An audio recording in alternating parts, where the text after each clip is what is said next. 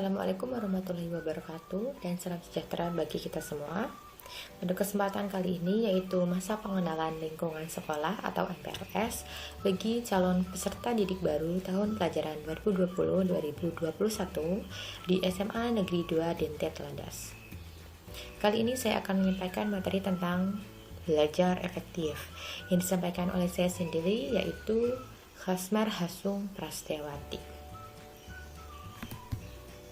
Kalian sekarang sudah masuk ke jenjang SMA ya, jadi otomatis cara belajarnya sudah harus terjadi perubahan dibandingkan dengan cara belajar di tingkat SMP.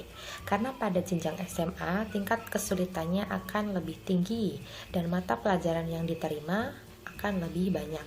Misal SMA jurusan IPA, mata pelajaran IPA di SMP itu akan dipisah menjadi 3 mata pelajaran yaitu kimia, fisika, dan biologi.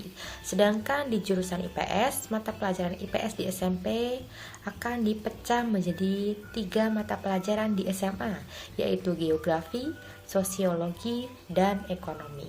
Untuk itu diperlukan cara belajar yang efektif agar materi lebih mudah diserap tergantung dengan kemampuan dan gaya belajar peserta didik masing-masing yang berbeda-beda. Selanjutnya, apakah yang dimaksud dengan belajar efektif?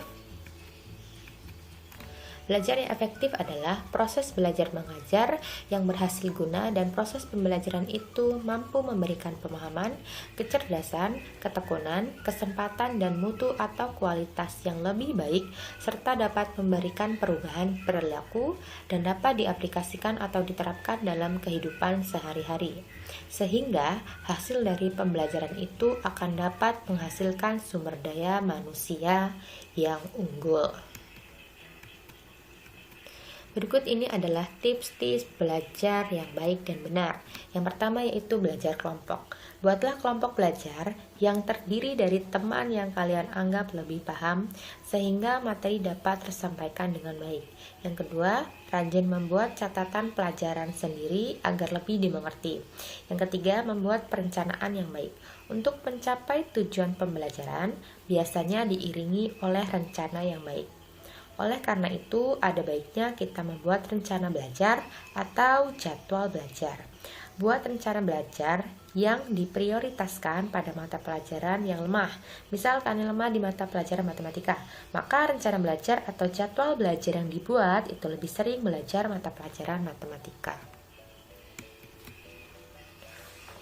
Selanjutnya yaitu disiplin dalam belajar.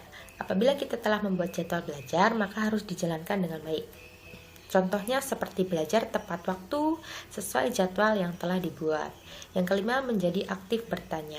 Jika ada yang belum jelas tentang materi, maka jangan ragu tanyakan kepada guru atau teman kalian.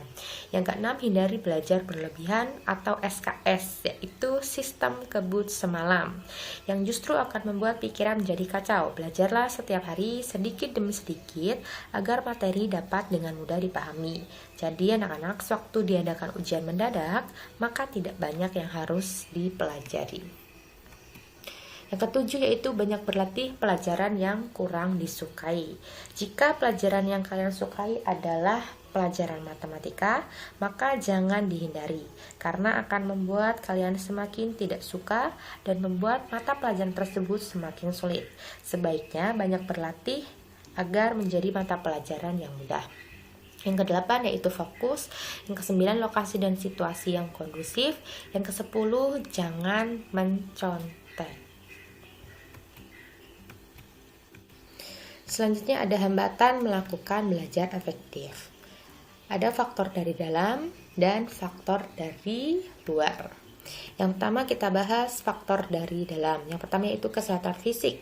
Kesehatan fisik yang kurang baik mengakibatkan tidak dapat berkonsentrasi, seperti penglihatan yang kabur dan pendengaran yang kurang baik.